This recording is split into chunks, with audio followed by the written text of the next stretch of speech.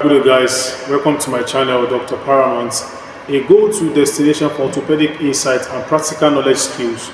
I am your tutor, Autocast Agbola. This afternoon, I'll be talking about the earlier method of holding fractures as highlighted in my previous class.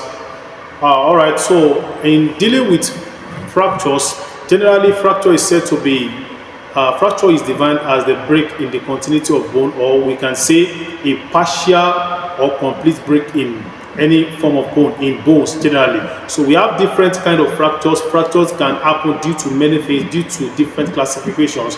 Fractures can occur due to sudden injury, road traffic accident, road traffic crash, fall from heights, all sorts of things. The another classification of fractures, which fracture can occur, is fracture due to stress fracture or fatigue fracture. The number 3 fractures can occur is the fracture due to pathological. So that's pathological fracture.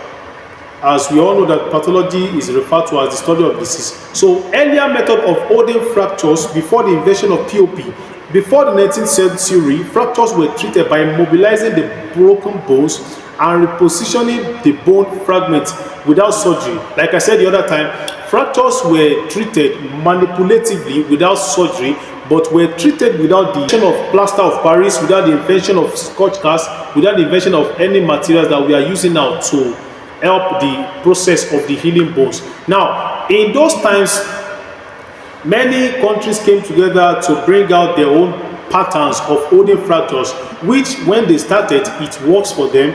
It's giving them a good result, it's giving them a positive result.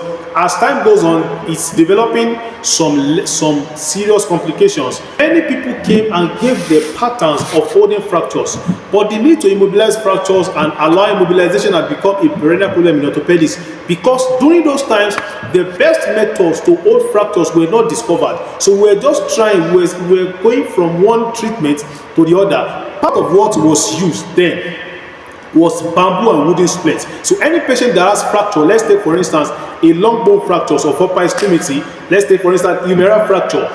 Whenever there is a humeral fracture of any patient, the patient is going to be the site of the fracture. They will split wood into pieces and they will use it to wrap the fracture site.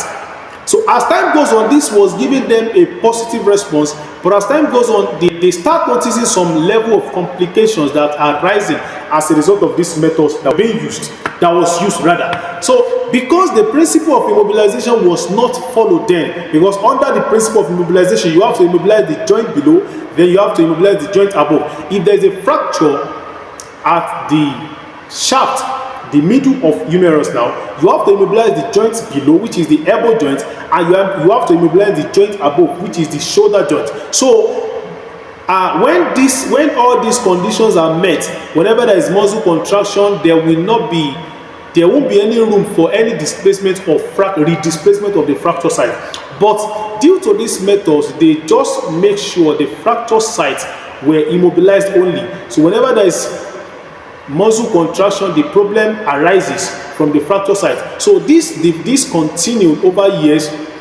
Wooden splints, bamboo splints, they made use of starch, wax and resins, egg mixture, egg whites. Several methods were tried by different countries. So all this, as time goes on, they all ended in failure, because when we started using them, it will work for some times, and after some there will be problem. One problem will just come in, one problem will set in, or the other. So those were the times people were coming together, and where research continues on what are the proper ways of holding fractures. This was how we got to the method, which was how we got to plaster of Paris powder. When we discovered plaster of Paris, majorly plaster of Paris powder, when they discovered it, they were not using it in orthopedics. They were not using it as a method of holding fractures. Plaster of Paris powder were being used then as a method of construction. They use it in construction. They use it in making the sculptors were using it, designing. They even use it for some lining of coffins. Now, some surgeons came together and studied this powder very well, this gypsum very well, and they brought the idea of using it in orthopedics. In the year 1850s, Two surgeons came together, that's Antonius Matichin and Nikolai Pirogov.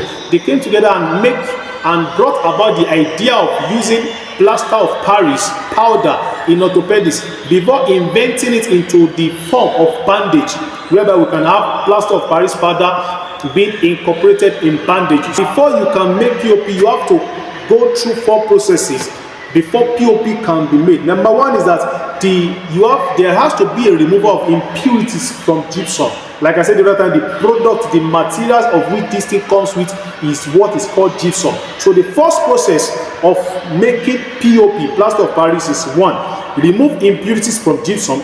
Number 2, heat the gypsum to a high temperature. So when you heat the gypsum to high temperature, there has to be a tendency of it losing power and becomes dry. That will lead to the third. The gypsum loses water and becomes powdery because the gypsum has been heated to a high temperature. And number 4 is that the powdery material is reunited with water to form POP. So these are the 4 processes by which POP is made. And like I said the other time, those surgeons that brought about the idea of using plaster of Paris in orthopedics were Antonius Matichin and Ivanovich Nikolai Pirogov. Now, the name plaster of Paris had its origin for the fact that it was extensively mined from a village in Paris district called Montmartre. Now, in 1666, there was a fire outbreak in London. So after this fire outbreak, the president, the king of France, then watched how this thing dealt with houses, many houses in London then. That was the reason why this man had to give a decree in France then that every wooden houses should be decorated with plaster of Paris powder. So after giving this kind of order, the rate at which people were mining gypsum in Paris, it was at a large scale. So this gives gypsum rooms to be coming with a large scale. So this was how POP came to the management of fractures. However, we use POP today, plaster of Paris, upper extremity fractures, we apply plaster of Paris, lower extremity fracture, we apply plaster of Paris, body cast, we apply plaster of Paris. However, this will not come without its own complication.